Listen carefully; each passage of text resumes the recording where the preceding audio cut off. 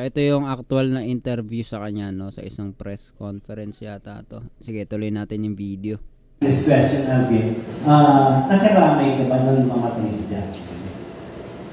Una-una, I just want to say rest in peace to Miss Jane. Tsaka, Albi Casino, hindi ako makikiramay. Masama ba talaga ang sinabi ni Albi Casino? Kamakailan lang naging usap-usapan ito. Kasabay ng pagputok ng balita na patay na si Jacqueline Jose noong Marso 2. At yan yung pag-uusapan natin ngayon at iisa-isahin at himayin natin yung mga sinabi ni Albi Casino dito.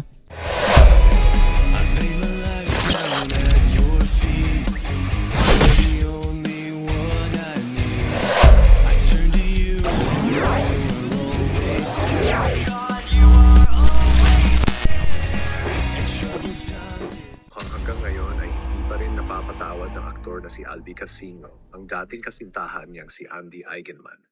Ito'y matapos walang kaamor-amor na inamin ni Albi na hindi siya nakiramay ng pumanaw ang ina ni Andy na si veteran actress Jacqueline Jose.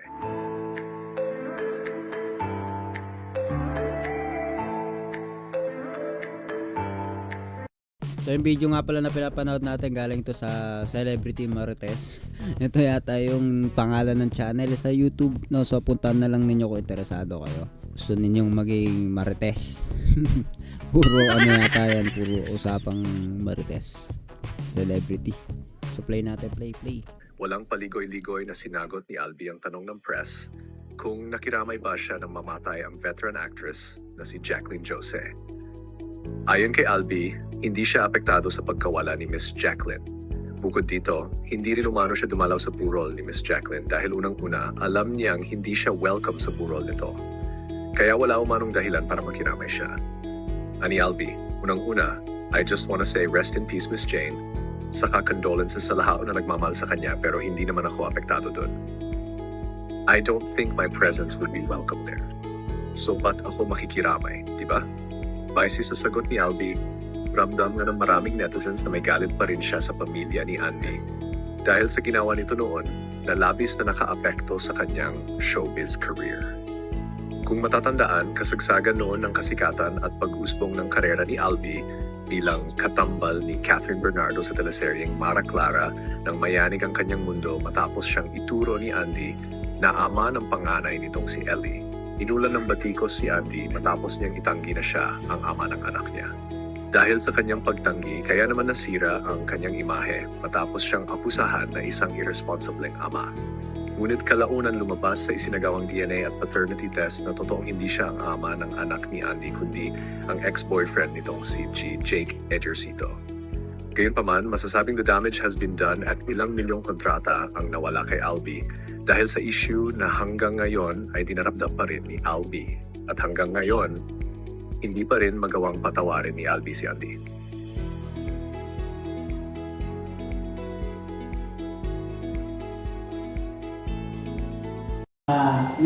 So ito yung actual na interview sa kanya, no, sa isang press conference yata to. Sige, tuloy natin yung video. This question, Alvin. Nakiramay ka ba nung mamatay si Jack?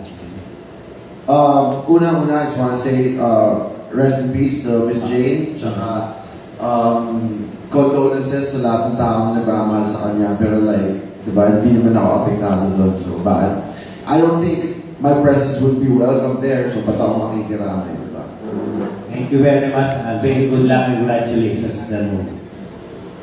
So yun nga mga tol, yun yung video at yun yung mga sinabi ni Albi Casino. So medyo dito sa media or sa internet ay na-highlight yung sinabi niya, no, na isang part yung bakit ako makikiramay. So yung dumating kumalat itong balita ng pagpano ni Jacqueline Jose, makikita mo talaga yung sa showbiz o sa category ng mga balita, pahayagan ay isa dyan yung patungkol sa usapin dito kay Albi Casino. Highlight na highlight talaga yun, no? Bakit ako makikiramay? So yung una, no, kasi hindi naman tayo familiar dito sa kay Albi. Siyempre dito rin kahit mismo, although kilala natin, no, si Jacqueline Jose at yung anak niya. Pero yung kwento sa kanila behind this mga personality, maging sa anak ni Jacqueline na si Andy. Makikita natin dito may mga comment dito na kahit sino siguro ganun din ang reaction. So, yung mga nakaka-relate lang dyan kagad yung may alam ng kwento. No? Sabi, bakit sis malalabag ginawa sa kanya? Nawala ng project si Albi dahil sa mag-ina na yan. Tapos noong na DNA, negative ang result at iba pala ang ama. Nabugbog pa yan si Albi. So, sabi, no, ayon dito sa comment section, ay naapektuhan yung career nito ni Albi. Saan maraming kontrata or mga projects yung nawala sa kanya dahil yung naging issue nga nila dito kay Albi na tila itinanggi niya siya yung ama. Pero later napatunayan nga na hindi talaga siya yung ama. Ayon sa mga nakikita nating comments dito at pag i-search natin. So kahit ano pa man nangyari doon sa part na yon, so at least may idea tayo kung ano yung kwento nila. Kasi katulad ko, hindi ko na maalam talaga yung kwentuhan dito. No? So, yung nangyari, yung posibilidad. So, alam ko naman, di naman kwentuhan lang na ano yan. Talagang may realidad yan at totoong may mga kaganapan dyan. Pero, ang pinaka-point lang natin, kung may ganong sitwasyon, no? Magpalagay natin na yan na nga yung kalagayan. At, sabi nga dito sa isa dito, no, sa website ng showbizchika.net, Actor Albi Casino was honest enough to admit that he did not visit the wake of actress Jacqueline Jose who passed away last March 2. During the press conference of the movie Kasalo, members of the entertainment press were curious if Albi visited the wake of the fallen actress. Unang-una, I just wanna say rest in peace, Miss Jane, saka condolences sa lahat ng tao na nagmamahal sa kanya. Pero hindi naman ako apektado doon, said Albi. I don't think my presence would be welcome there. So, ba't ako makikiramay, 'di ba? So, yan yung mga ilan sa mga sinabi niya dun sa press conference na yun, at yan ay kumalat din sa social media. At napakalaga na mapag-usapan din yung mga ganitong bagay, no? Kasi sa panahon natin ngayon, mahirap magsalita, mahirap magsabi sa kapwa natin ng kahit ano kung hindi naman natin sila kilala talaga. Pero ayon sa makikita mo na public, sa mga public appearance nila, sa mga public post statement nila, ay pwede nating pag-aralan at tignan kung ano yung pwede nating makuha sa mga usapin na kagaya nito. So siguro sa unang pagkakataon ay makita mo yung sinabi na bakit ako makikiramay, no? Alam ng mga taga-media yan kung bakit ina-highlight nila yung ganito, kasi yung pananalita na kagaya nito na bakit ako makikiramay, kasi natural sa tao yung nakikiramay kahit pa kaaway mo, 'di ba? Mga tao, actually kahit sa Bible, 'di ba? Huwag kang matutuwa pag bumabagsak yung kaaway mo. Kung may kaaway ka, nandun pa rin yung simpatya, nandun pa rin yung awa, nandun pa rin yung sinasabing pakikiramay. Pero dito, very unusual tong yung wordings na to, no? Na bakit ako makikiramay without knowing kung ano talaga nangyari sa buong konteksto, kung anong nangyari talaga sa buong storya nila. So, yun nga, kanina nakita natin, merong usapin na controversial dito.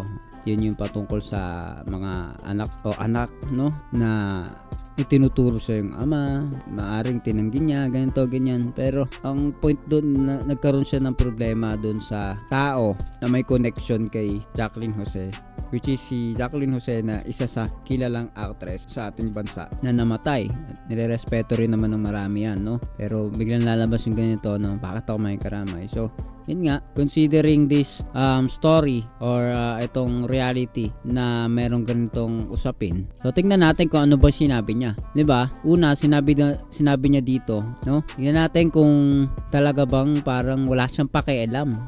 Hindi ako makikiramay, ganito, ganyan. So unang sinasabi dito, no? Unang-una, I just wanna say rest in peace. Rest in peace, Miss Jane. Saka condolences sa lahat ng tao na nagmamahal sa kanya. So hanggang dyan lang muna tayo sa part na yan, no? At binanggit naman niya yan dito, no? Kaya kung pe-play niyo yung video, maririnig naman ninyo yung sinabi niya. Una, I just wanna say rest in peace to Miss Jane. Tsaka condolences sa lahat ng taong nagmamahal sa kanya. Pero Okay. So, kasi yung question dyan, no?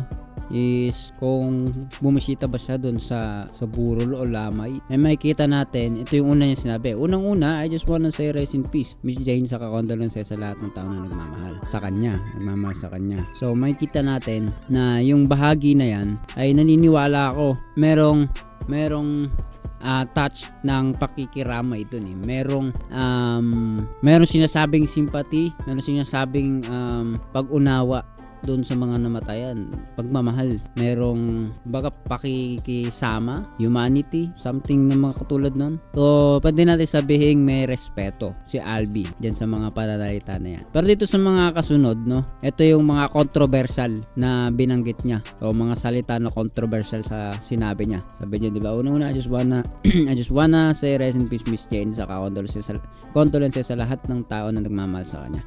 Pero hindi naman ako apektado doon. Sige, bago natin puntan yan, yung hindi naman ako apektado doon, tignan pa natin yung kasunod, no? I don't think my presence would be welcome there, so ba't ako makikiramay? So yan yung hina-highlight doon sa mga pahayagan or sa mga showbiz or celebrity centered pages or websites o media. Ayan yung hina-highlight nila, ba't ako makikiramay? I don't think my presence would be welcome there, so ba't ako makikiramay? So yung kabuuan, makikita mo, sinasabi na merong pangyayari, merong kaganapan eh. Ba't tingin ko hindi ako magiging welcome doon? Bakit ako makikiram? So, o mayroon silang naging mga problema o naman nagkaroon siya ng doubt doon, maybe, para hindi pumunta o para pumunta. Meron siyang doubt kung pupunta ba siya or ano pa man. Siya makikita mo na nililinaw niya na hindi siya pumunta. So, ngayon, kung hindi ka welcome doon sa isang lugar, ayon sa sinasabi niya, pupunta ka pa ba? Siyempre, pwede mong tignan. Ayon pa rin sa'yo, syempre desisyon mo pa rin yun kahit na ganun yung nangyari. Pupunta ka o hindi, ikaw may desisyon. Pero sa desisyon niya na hindi pumunta, buhay niya yun, desisyon niya yun. Wala tayong magagawa dun eh. Lalo kung di ka naman welcome. May problema kayo, may mga nangyano kayo.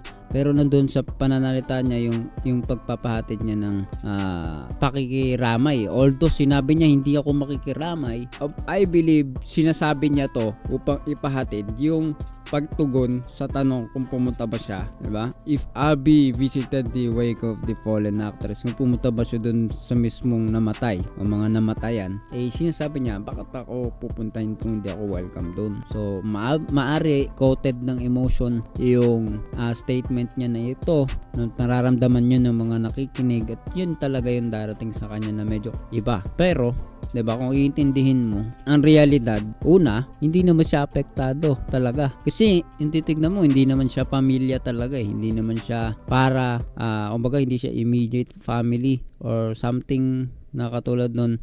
Kailangan maunawaan natin yun eh, na yun yung realidad, yun yung katotohanan, na siya ay naging partner ng anak nung namatay, pero hindi siya talaga masasabi mong apektado.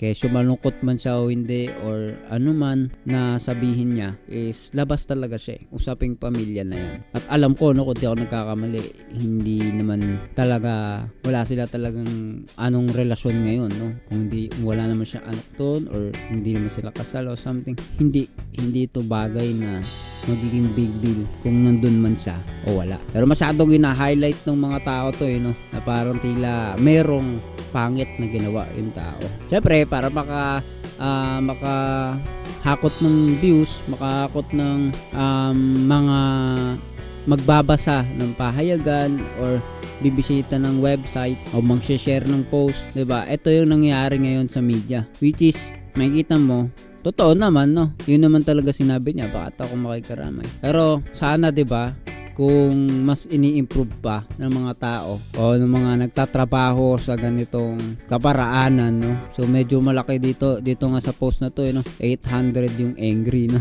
1.5k heart. So malaki naman din yung nag-heart, pero malaki din yung nag-angry.